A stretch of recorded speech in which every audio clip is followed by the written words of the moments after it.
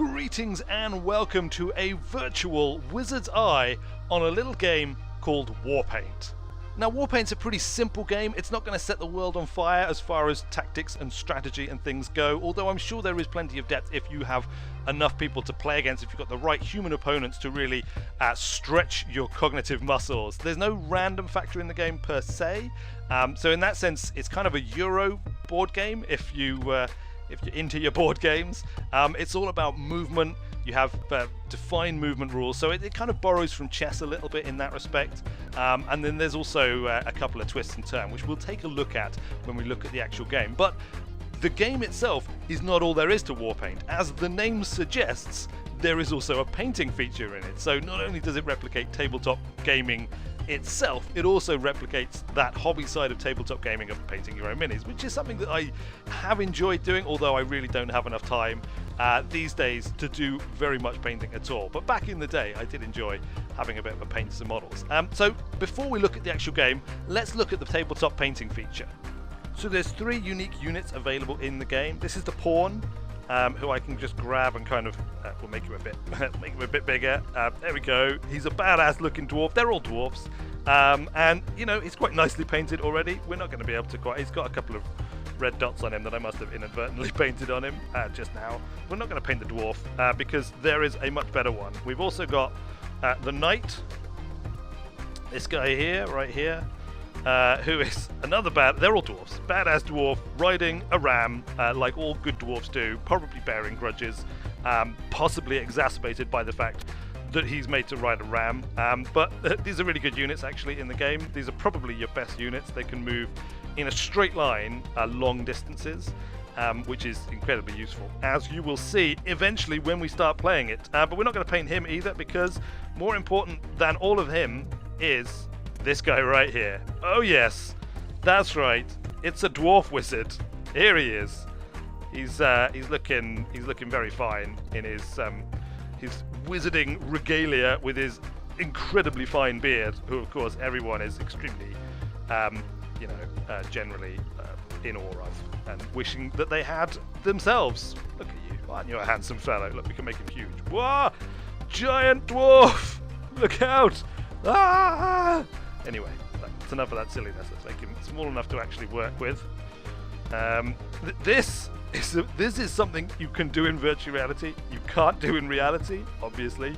Make your models bigger, which makes painting them a lot easier. But let's just paint him, shall we? Let's just do a bit of painting. Let's go to paint mode. I've got my palette here. Should we just give him a purple beard? I think clearly he is in need of a purple beard right now.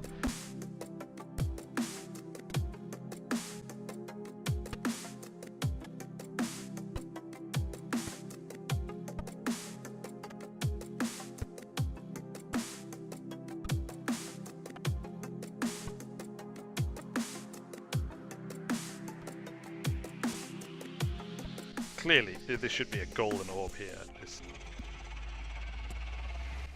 Oh, we've kind of gone into his hand a little bit. I mean, I could undo that, but let's just make his whole hand gold. Clearly, what has happened is he has crafted this wondrous magical item, a golden orb, which has unfortunately had the result, the effect of turning his hand to gold when he picked it up, and now his hand is just permanently gold. He is the gold-handed purple wizard, purple-bearded wizard, and he's probably quite grumpy about that. I mean, he's grumpy about a lot of things, this wizard, but his entirely golden hand and arm is probably look at this. This is amazing. Is probably the thing he is most grumpy about of all. There we go. I mean, he's looking pretty fine. He's looking absolutely spantaculous. Let's give him a purple robe as well. We're going to go full purple here. I mean, it's the wizarding colour. It's the best colour.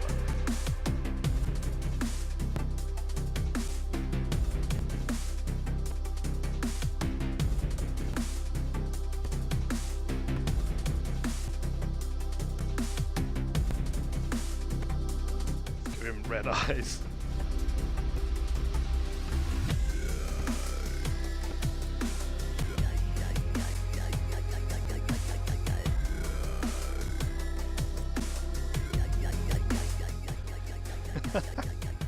Sure, why not? Why not?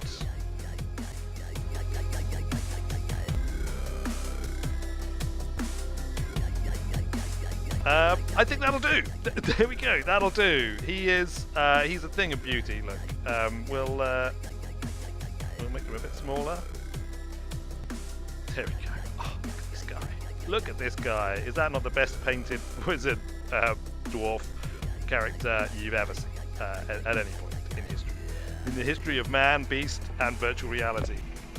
Okay, I think that'll do for now. My pal here has been thoroughly painted. He's probably somewhat unimpressed with my awesome artistic talents, but frankly, I think he looks like the bomb, and he is going to kick wizarding ass when we take him into the actual game, which is what I think we should probably do next, because as much fun as painting is, the game really is about, well, the game.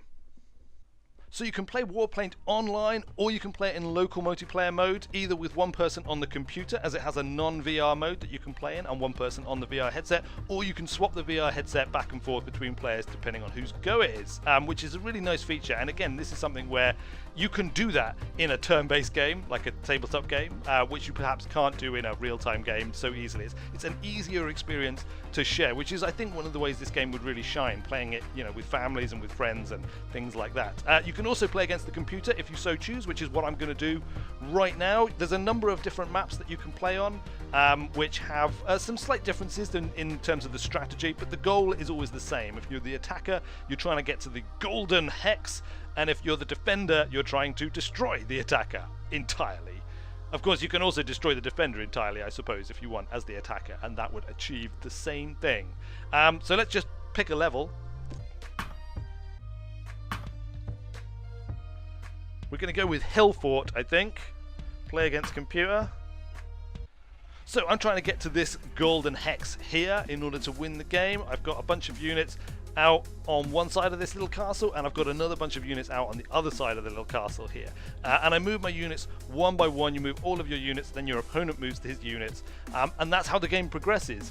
Capturing a unit is much like in chess. You just have to move one of your units on top of the enemy unit, and that will kill them, destroy them, remove them from the game, win if you destroy them all, and so on and so forth. So this guy here is one of my pawns. He can move, as you can see, basically short distances. He is like a pawn in chess, basically, although he can move in any direction. So we can move him up. This guy right here is a knight. He can move long distances in straight lines, so in any kind of like straight line where he's following one of the edges of the hexes. He can go in, I think 5 or 6. He can go a long way. Anyway, it's pretty effective. We'll move him up there. These are one of my awesome painted wizard dudes. They're kind of a bit like horses, or knights, sorry, in chess. They jump about. They can be quite tricky to actually maneuver when you want to get them somewhere, but once you get used to them, they can be pretty powerful, much like knights. I think there's a lot of inspiration from chess going on here, but it's not all about the units. We've also got catapults, which we can launch and fire, and this reminds me a lot of a game I had as a kid, which was called, I think, Castles and Crossbows, or something like that. You had little blocks, you had to kind of like create little fortified positions, you had little men, and then you had catapults and crossbows, or like ballista type things that you would fire at each other and try and knock each other's units down and stuff. It was awesome, it was brilliant.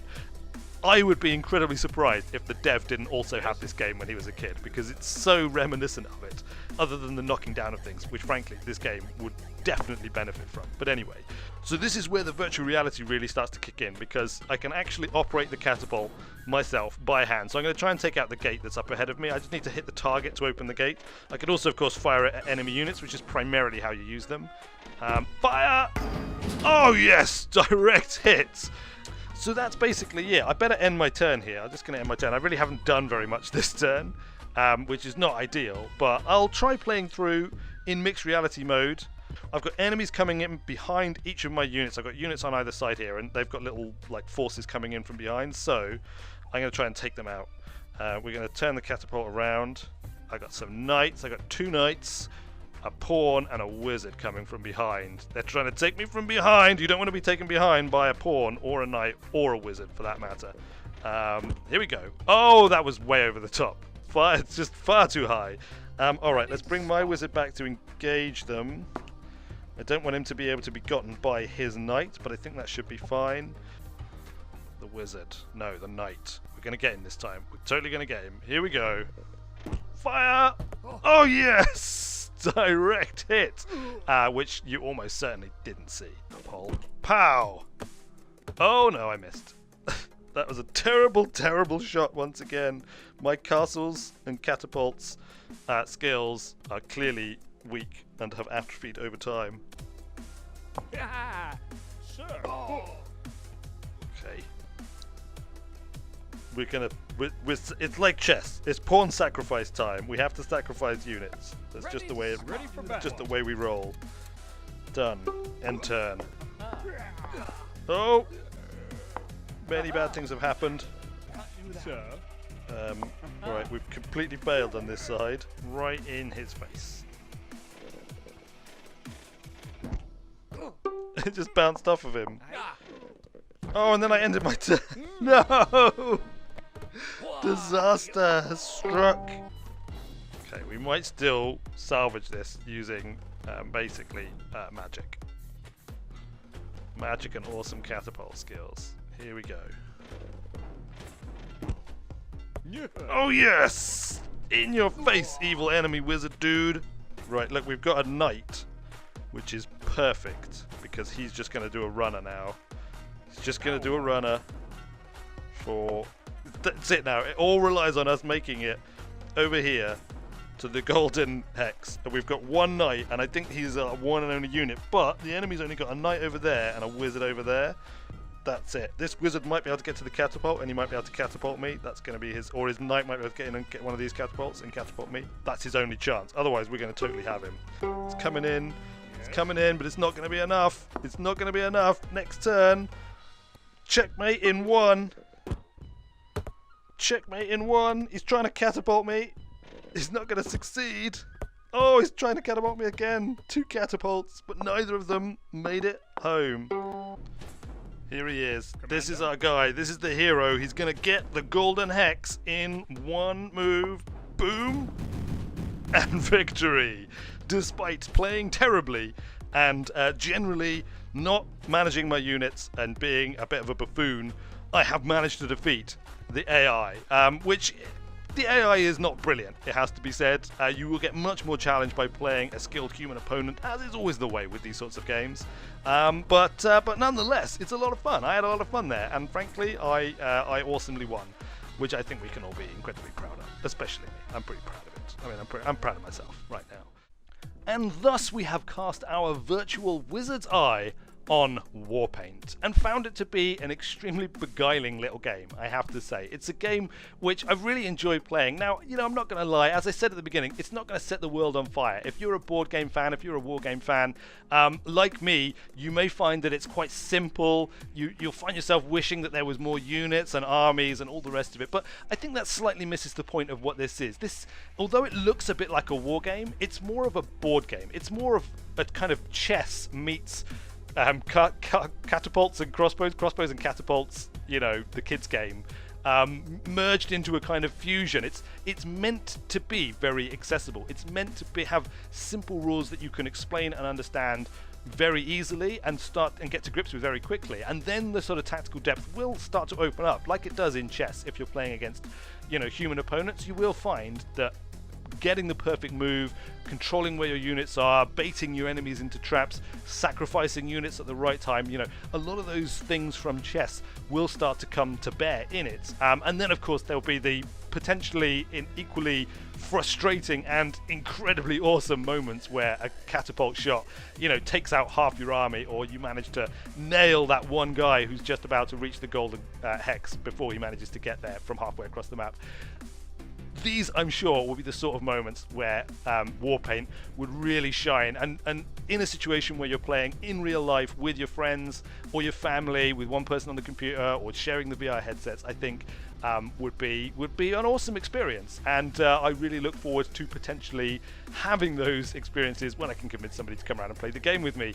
But there we go. That's about all I think it needs to be said about Warpaint. It's a fairly small experience. It's a fairly cheap game. Like a lot of VR experiences, it really, perhaps its greatest feature is the promise of what is to come in the future for this type of game and for this type of technology. So if you're into board games, if you're into war games, I definitely think it's worth checking out. there we go. That's all I have to say on the matter. Thanks a lot for watching, everybody. There'll be more virtual reality content on the channel soon. I've got various things in the works at the moment. I'm getting my mixed reality kit sorted out as well as I can as well. Hopefully there wasn't too much shattering in this episode. But there we go. All of these things will improve with time. Until that happens, thanks a lot for watching. I have been Weird Wizard, and I will see you later.